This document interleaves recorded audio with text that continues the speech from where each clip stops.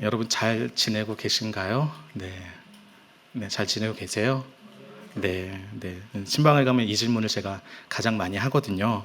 잘 지내고 계신지 여쭤보면 대부분 잘 지내고 있습니다, 목사님. 이렇게 대답을 하세요. 그러면 제가 이어서 다른 질문을 던지죠. 그럼 요즘 하나님이랑은 좀 어떻게 지내시냐고. 좀 하나님이 요즘 뭐 가르치시냐고 여쭤봐요. 그러면 분위기가 급속도로 냉랭해지기 시작합니다. 어색해지고 이분이 저한테 어떤 말을 해야 할지 몰라서 난감해하고 저도 굉장히 난감해하고 있는데요. 근데 제가 이런 질문을 드린 이유는요, 다름이 아니라 이 신방을 하면서 단지 그냥 성도님 만나서 내가 성도님 만났다 끝, 이렇게 피상적인 만남이 아니라 정말 성도님들의 삶을 알고 또 인격적인 관계를 좀 맺고 싶은 마음이 있어서 그분의 삶을 여쭤보고 또 그분의 신앙 이야기도 좀 듣기 위해서 제가 이런 질문을 던집니다. 그래서 신방을 하면서 이런저런 이야기를 하면 또 성도님들이 품고 있는 간절한 기도 제목이 이거겠구나라는 생각이 들기도 하고요. 또 성도님들도 저한테 기도 요청을 하세요. 그래서 그 기도 제목 안에는 이제 하나님과의 관계 속에서 필요한 기도들도 나누시기는 하는데 대부분의 기도 제목은 우리의 일상과 관련된 이야기, 그 기도 제목이 가장 많은 것을 보게 됩니다. 특별히 어떤 기도가 가장 많을까요? 네, 가족들의 건강, 또 자녀들의 문제, 또 중요한 게 있죠? 먹고 사는 문제 있잖아요. 우리 의식주 문제에 대한 것들에 대해서 기도 제목들이 많은 것을 보게 됩니다. 때로는 어떤 성도님들은 저한테 질문을 하세요. 목사님 기도 제목은 뭐냐고. 역전이 되죠. 전세가 역전이 되죠. 그래서 감사하죠. 그래서 제가 저의 삶에 대해서 관심 가져주시고 함께 기도해 주신다니까 되게 감사합니다. 그럼 저는 성도님한테 어떤 기도 제목 나눌 것 같으세요? 왠지 거룩하고 영적인 것들에 대해서 나눌 것 같나요? 어떠신가요? 별로 그렇게 안 보시는군요. 네. 근데 목회자인 제 삶도 사실 성도님들의 삶과 별반 다를 게 없어요. 자녀들의 문제, 말 진짜 지지 안 듣거든요. 자녀들의 문제도 있고, 네, 먹고 사는 의식주에 관한 문제에 대해서도 기도를 요청합니다. 어떤 분들은 목사가 믿음이 없어서 왜 저래 이럴 수도 있지만 저도 삶의 기본적인 필요가 채워져야지 살 수 있잖아요. 이처럼 우리는요, 대부분 삶의 기본적인 필요에 대해서 많이 기도합니다. 그런데 때로는 우리는 오해를 하기도 해요. 삶의 기본적인 필요를 구하는 기도가 세속적이고 저급한 기도라고 오해를 합니다. 그러나 저는 그렇게 생각하지 않아요. 기본적인 필요를 구하는 기도는요, 그 어떤 기도보다도 가장 절실한 기도입니다. 정말 필요한 기도예요. 그래서 주님은 우리의 기도를요, 결코 세속적이거나 저급하다고 평가하지 않으십니다. 왜요? 주님이 우리의 삶을요, 누구보다 잘 알고 계시기 때문이에요. 그래서 예수님께서 주기도문을 가르쳐 주시면서 우리에게 어떤 기도를 가르쳐 주셨나요? 일용할 양식을 구하라고, 우리에게 분명 이렇게 기도하라고 가르쳐 주셨습니다. 그런데 오늘 우리가 읽은 본문의 말씀을 읽다 보면 조금 의아한 생각을 갖게 돼요. 25절에서 예수님이 어떤 말씀을 하시나요? 너희가 무엇을 먹을까?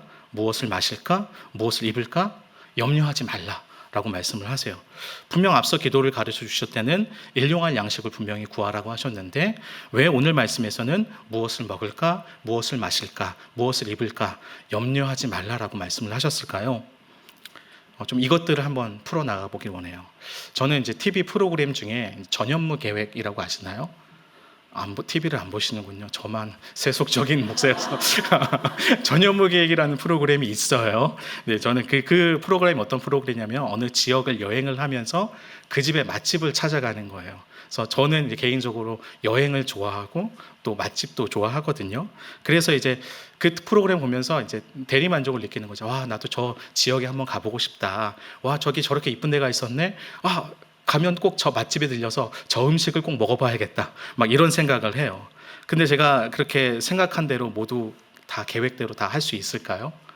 그럴 수 없어요. 왜냐하면 먼저 여행을 하려고 하면 일정을 잡아야겠죠. 휴가를 써야 되는데 맘대로 제가 막 휴가 갈 수 없잖아요. 그리고 또 일정을 그렇게 정했어요. 어떻게 해갖고 그러려면 또 뭐가 필요하죠? 여행하려면? 예산이 필요합니다. 숙소 비싸더라고요. 숙소도 정해야 되고 또 아이들 엄청 먹거든요. 진짜 많이 먹어요. 얘네들 뭐 밥 먹는 것 비용 생각하면 막 감당할 수 있을까? 또 가다가 또 고속도로 휴게소 들려야 되잖아요. 휴게소 들리면 또 그냥 오나요? 이것들이 가만히 안 있어요. 막 저를 끌고 가죠. 막 그런 거 다 생각하면 내가 사용할 수 있는 재정이 이만큼인데 필요한 예산이 이만큼이니까 그럼 어떻게 할까요? 못 가는 경우가 다반사입니다. 결국 여행을 가고 싶다라는 생각에서 끝날 때가 많아요. 제가 이렇게 여행과 맛집이라는 분야로 한정시켜서 이야기를 했지만 제가 말씀드리고자 하는 것은요, 우리 삶은요, 우리가 바라는 것과 우리가 마주하는 현실 속에서 분명하게 간극이 존재한다는 거예요. 그래서 우리는 그 간극을 바라보면서 때로는 어떻게 생각하나요? 좌절감을 느끼죠. 내가 아무리 노력해도 도달할 수 없는 저러한 삶, 참 좌절감 느끼고 낙심하기도 합니다. 또 남들과 비교하면서 마음이 위축되기도 해요. 저는 인스타를 하지는 않지만 인스타를 보면 왜 이렇게 해외여행을 많이 가요? 장난 아니에요. 맛집은 어떻게 그렇게 줄 서서 다 들어가는지 모르겠어요. 막 놀라는 거예요. 그러면 이 사람들은 이렇게 가는데 나는 뭔가 이런 생각이 들기도 하고요. 또 왜 나에게는 이러한 삶이 주어지지 않는가 답답하기도 합니다. 또 어떤 사람들은 그런 모습 보면서 내가 더 치열하게 살아야지, 더 애쓰고 노력해야지, 이를 더 악물고 살아야지 하면서 그 간격을 메꾸기 위해서 굉장히 에너지를 많이 쓰기도 합니다.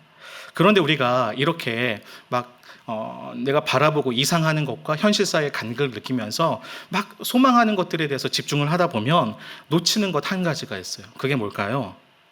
주어진 현실에 대한 감사를 잃어버릴 때가 많다는 거예요. 내가 바라는 것에 너무도 집중한 나머지 현재 삶에 주어진 것들에 대해 감사를 잃어버릴 때가 있다는 것입니다. 만약 우리가 이렇게 감사를 계속해서 잃어버리고 바라는 것에만 집중하며 살아가게 된다면 우리의 삶은 결국 어떻게 될까요? 자꾸 그릇된 욕망에 우리의 삶이 거기에 그릇된 욕망에 자꾸 붙잡혀 살아가게 되는 것이죠. 근데 어떤 사람들은 종종 이런 얘기를 해요. 우리는 우리의 욕망을 조절할 수 있다고.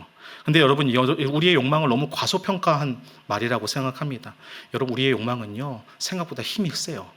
힘이 커서 우리 스스로 제어하기가 참 쉽지가 않습니다. 예수님은요, 오늘 말씀에서 이렇게 욕망에 사로잡힌 삶에 대해서 이러한 표현을 쓰셨어요. 볼까요? 솔로몬의 모든 영광이라는 단어를 사용하셨습니다. 여러분, 솔로몬 우리가 잘 알고 있잖아요. 열왕기상 10장에 보면 솔로몬이 도대체 어떤 부귀영화를 누렸는지 잘 보여주고 있어요. 솔로몬의 명성이 얼마나 자자했는지 주변 국가에서 솔로몬을 찾아와서 인사를 드리고 제물을 바칩니다. 그냥 인사 오는 게 아니라 진짜 온갖 좋은 제물을 가지고 와서 바치는 거죠. 그리고 또 솔로몬이 만든 보좌는 성경에 보면 상아로 만들어져서 다 금으로 입혔다고 이야기를 해요. 그리고 솔로몬 왕궁에서 쓰는 모든 그릇이 역시 금이었다. 그럼 성경에서 뭐라고 이야기했냐면 금이 너무나 널려갖고 은을 귀하게 여기지 않았다고 이야기를 해요. 요즘처럼 이제 금값이 이제 천정부지로 뛴 상황에서 솔로몬이 가진 그 금이 저에게라도 조금 있었으면 좋겠다라는 생각을 했는데요. 그래서 열왕기상 10장 23절은 이렇게 말씀하고 있어요. 솔로몬 왕의 재산과 지혜가 세상의 그 어느 왕보다 큰지라. 즉 솔로몬은요, 당대에 있어서 가장 큰 부와 명예를 누렸던 사람인 것을 알 수 있죠. 그런데 여러분, 오늘날의 사람들, 아니요, 여타의 세월을 보내온 살아온 모든 사람들은요, 이러한 솔로몬의 영광을 모두 사모하며 살아가는 마음이 있습니다. 가장 크고 가장 화려하고 내가 원하는 모든 것을 다 갖추고, 그래서 남들의 부러움을 한 번에 다 사는 그런 삶을 바라보면서 살아가고 있죠. 특별히 우리 시대는 이것을 어떤 이름으로 포장되어 있을까요?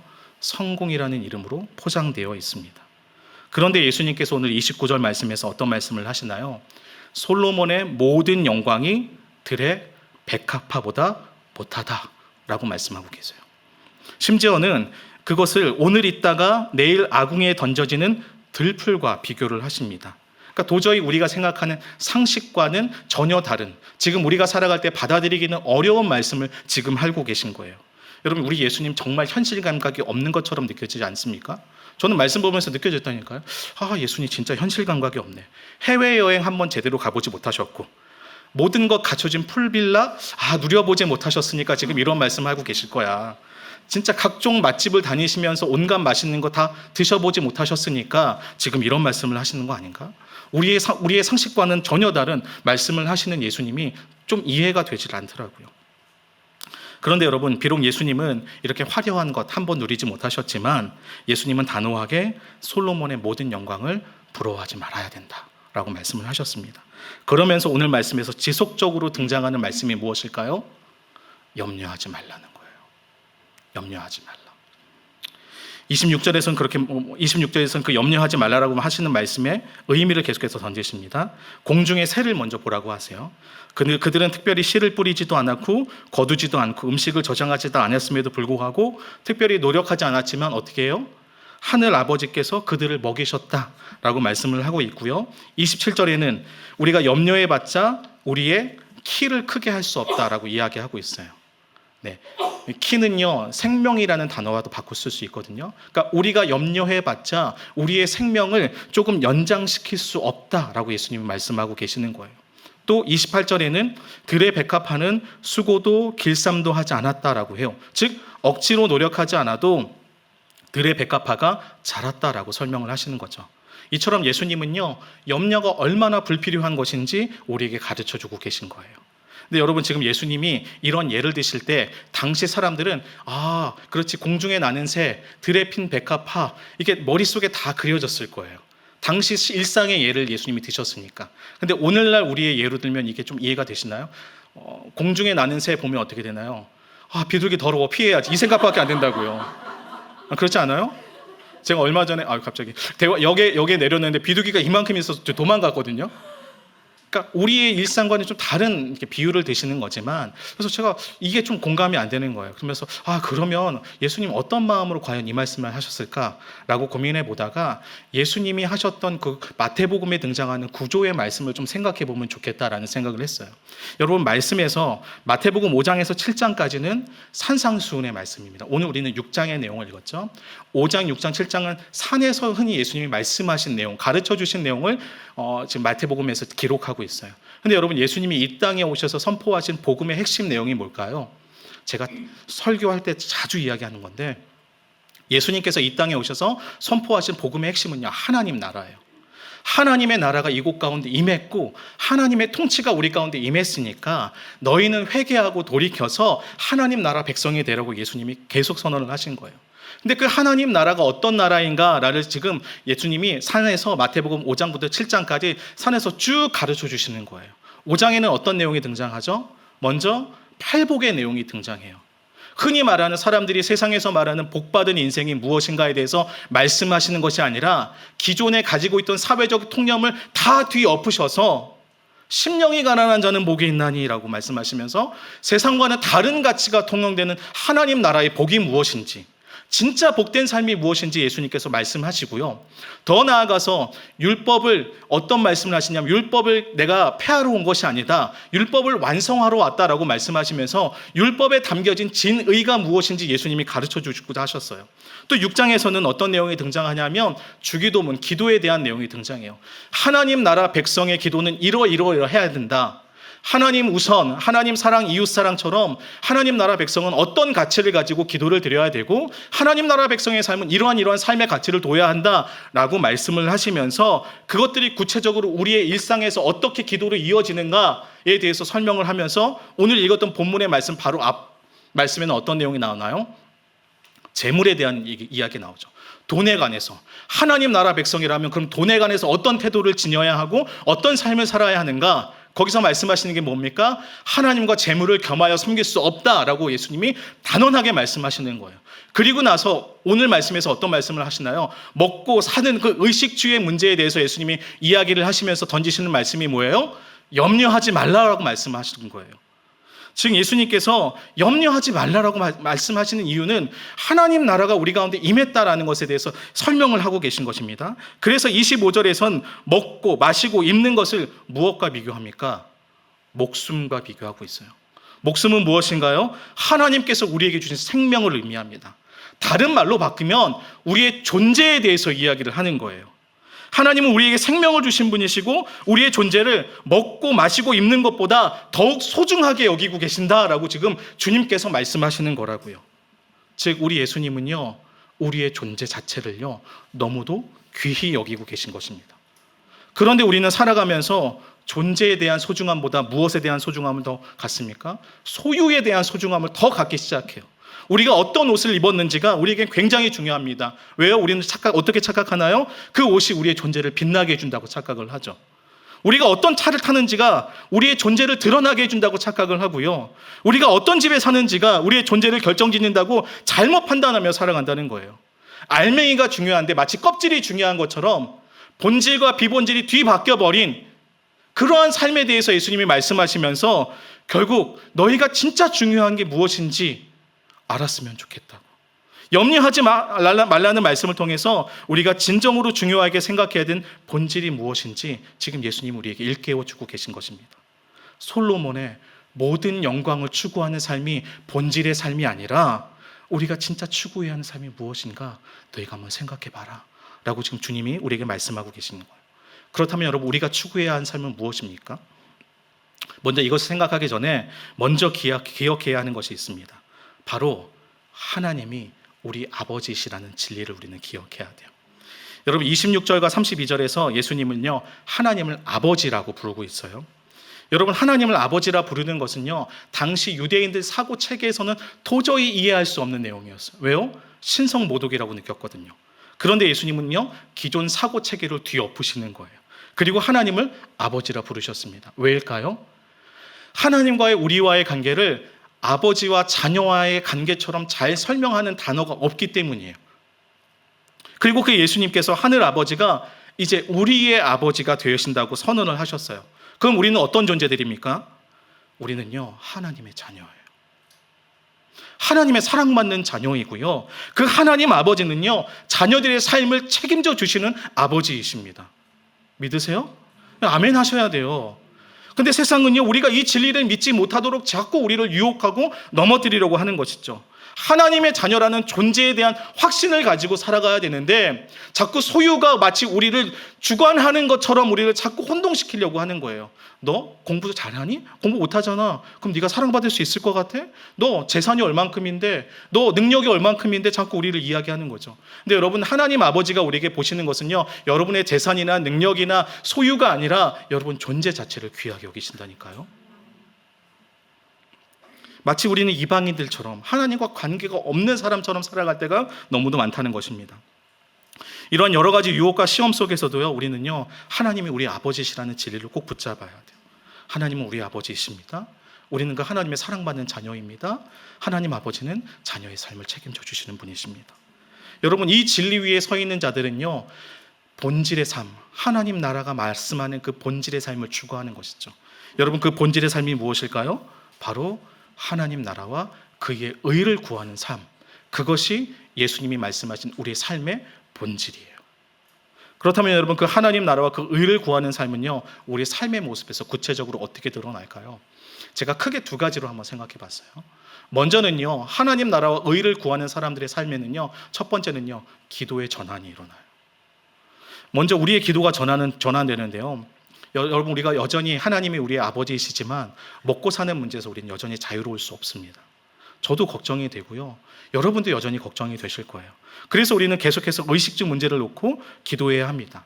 그런데 우리의 기도가요 전과는 다른 모습을 보이기 시작해요. 어떻게 될까요? 전에는 나 개인의 먹고 사는 문제, 즉 자기 자신만의 먹고 사는 문제에 집중해서 나만을 위해서 기도했다면 이제는 어떻게 될까요? 우리의 기도가 우리라는 공동체의 기도로 전환되기 시작하는 것입니다. 즉 우리의 기도가요 나에서 우리로 기도의 전환이 일어나는 거예요. 여러분 하나님을 아버지라 부르는 우리들은요 결코 홀로 살아가는 존재들이 아닙니다. 우리는요 하나님을 아버지라 부르는 수많은 형제 자매들과 함께 살아가요. 왜 교회에서 형제님 자매님 할까요? 피를 나눴을까요? 그렇지 않잖아요. 왜요? 우리는 하나님을 아버지라 부르는 하나님의 자녀들이기 때문이에요. 하나님 아버지는요 나만 사랑하시는 게 아니에요. 착각해서는 안 돼요. 나만 사랑하신다고, 쟤 미워 죽겠다고, 하나님 여기까지만 할게요. 나만 사랑하시는 하나님이 아니에요. 우리의 형제 자매를 함께 사랑하십니다. 이처럼 하나님을 아버지라 부르는 하나님과의 바른 관계 가운데 있는 사람들은요 어떻게 할까요? 우리 주변을 돌아보게 되는 거예요. 그들을 위해서 함께 기도하기 시작하는 것입니다. 주 안에 몸된 지체를 기억하며 그들의 삶의 문제를 함께 품고 기도하는 것이죠. 근데 우리가 이렇게 기도의 전환이 일어나서 기도하기 시작하면 어떻게 될까요? 그 사람들의 삶의 필요가 보이기 시작해요. 기도할 때 그냥 대충 기도하나요? 아니라고요. 상대방 누군가 공동체의 지체를 위해서 기도할 때 그의 삶의 필요들이 보이기 시작하고 문제들이 보일 수도 있다고요. 그때 우리가 어떻게 합니까? 기꺼이 우리의 필요를 나눠서 상대방의 필요를 채워주기 시작하고요. 함께 아파하고 함께 울 수 있고 함께 기뻐할 수 있는 진짜 공동체로 변해가기 시작한다는 것이죠. 근데 여러분, 이러한 기도의 전환은요, 단 한 번만 일어나는 게 아니에요. 우리의 기도는 이제 우리라는 틀에서 세상으로 확장되어 나아가기 시작합니다. 여러분, 예수님께서 이 땅에 오신 이유가 무엇인가요? 온 세상을 구원하시기 위함이에요. 십자가는요, 나만을 구원하기 위한 것도 아니라 우리만을 위한 것도 아니라 여러분, 예수님은 온 세상을 구원하기 위해 이 땅에 오셨고 십자가에 달려 죽으신 분이세요. 그래서 하나님 나라 백성은요, 나와 우리라는 울타리 안에 갇힌 자들이 아닙니다. 주께서 느끼셨던 이 땅의 깨어짐에 대한 아픔을 함께 공감하고 아파하는 사람들이고요. 특별히 예수님께서 이 땅에 오셔서 어떤 자들과 함께 많이 지내셨죠? 사회적 약자라고 불리는 세리와 창녀들의 친구가 되어주셨던 것처럼 우리도 함께 아픔의 자리, 사회적 약자들을 향해서 나아가기 시작한다는 것이죠. 그래서 우리가 그들의 친구가 되어주는 삶의 자리까지 나아가게 된다는 것입니다. 이렇게 우리가 하나님 나라와 그 의를 구하는 삶은요, 기도의 전환이 일어나는 것입니다. 나에서 우리로, 우리에서 세상으로 기도의 전환이 일어나는 거예요. 두 번째, 하나님 나라와 그 의를 구하는 삶은요, 신앙의 전환이 일어나는 거예요. 이것을 다르게 표현하면 우리의 삶의 자리가 바뀌기 시작하는 것입니다. 여러분, 예수님께서 인간의 몸을 입고 이 땅에 오셨습니다. 그것을 성육신이라고 표현을 하죠.